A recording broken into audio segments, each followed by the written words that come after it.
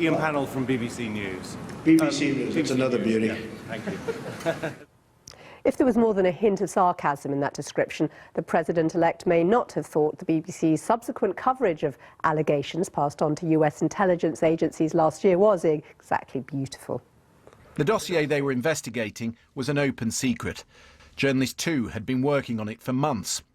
It's a tale of sordid sexual escapade, Russian espionage and multi-million-dollar cash payments allegedly funneled to the Trump campaign. The question for Washington insiders is whether it's fact, part fact or pulp fiction. It's not currently known whether those rumours are fact or fiction, but we do know the BBC heard last year from multiple sources of the existence of a blackmail tape. So why didn't it broadcast that news then? That was a question bothering Roderick Urquhart. For legal and political reasons, one can see why the BBC did not release the documents suggesting the Russians had collected information on Mr. Trump. But does the suppression of such information in itself inhibit democracy? But others were concerned about the extent to which the BBC was airing the allegations now. Joe Greenhorn put it like this.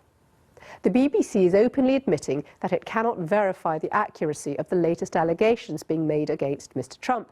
In that case, why is it even broadcasting these as news when clearly we cannot confirm if they are true? John Brooks also wondered, why are you reporting gossip for which nobody has any evidence?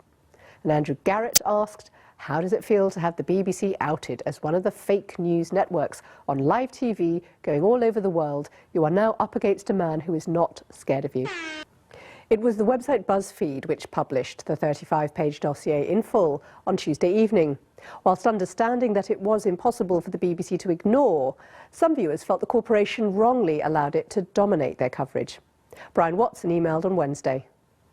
I watched all the news conference. The subjects covered were companies transferring US jobs abroad, the appointment of Supreme Court justices, Trump's detaching himself from his companies, Obamacare, and the allegations about personal conduct. The BBC in its key news bulletin at 6 p.m. covered only one of those topics. Why? To focus solely on allegations of misconduct played only to the salacious. Well, the editor of the BBC's News at 6 and News at 10 is Paul Royal, and he's with me now. Paul, it's been a big revelation that the BBC was aware of allegations that a blackmail tape might exist some months ago. Let's start with that. How did the BBC find out about it, and why did the BBC decide not to report on it at all? Well, the BBC, like other news organisations, became aware of the existence of this dossier and these potential allegations. Obviously, we have robust editorial processes that we go through in terms of verification and trying to substantiate the allegations.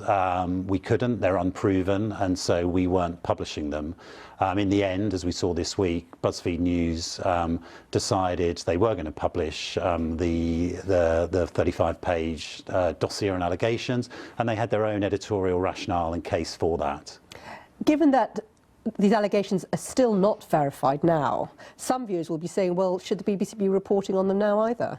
Well, clearly what happened overnight on Tuesday became a story, and we were very careful on Wednesday to cover the story that was playing out, but at the same time be quite general and unspecific about the unproven allegations.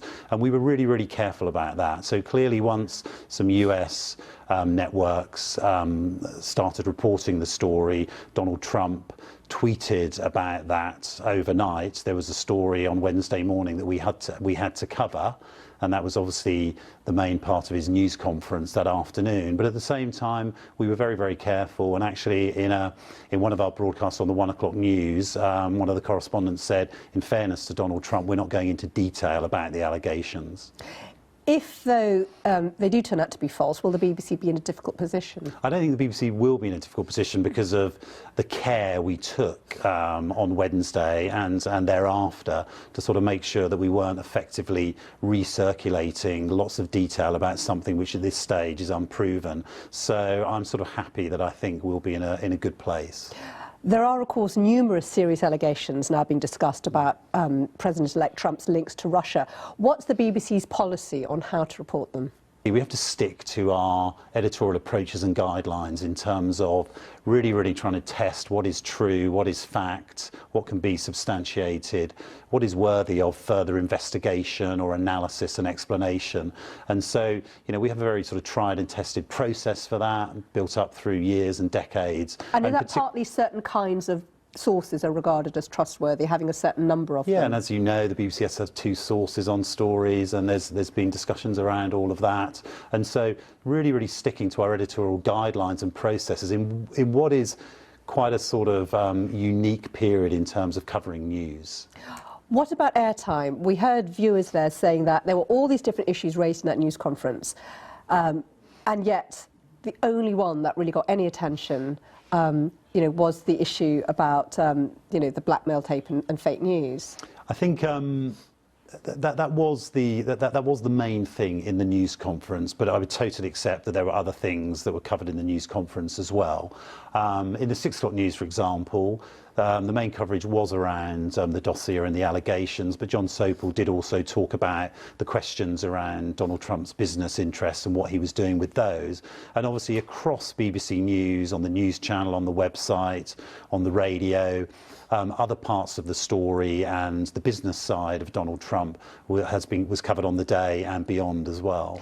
Because it felt, watching that news conference, that this is a very different kind of experience for reporters. It felt like journalists were trying to conduct business as usual, asking questions, and the way he spoke to them, it feels that the BBC is going to have to rethink in a much bigger way how it deals with what the new president says.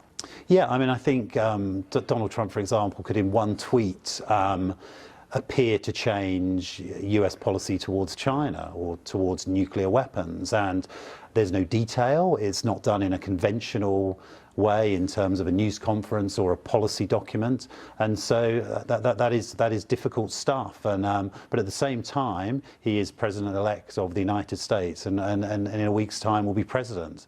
And so we have to treat this stuff seriously, examine it properly, and then decide whether we develop the coverage or not. But to quote Donald Trump, I think for journalists at the moment, this issue is number one tricky.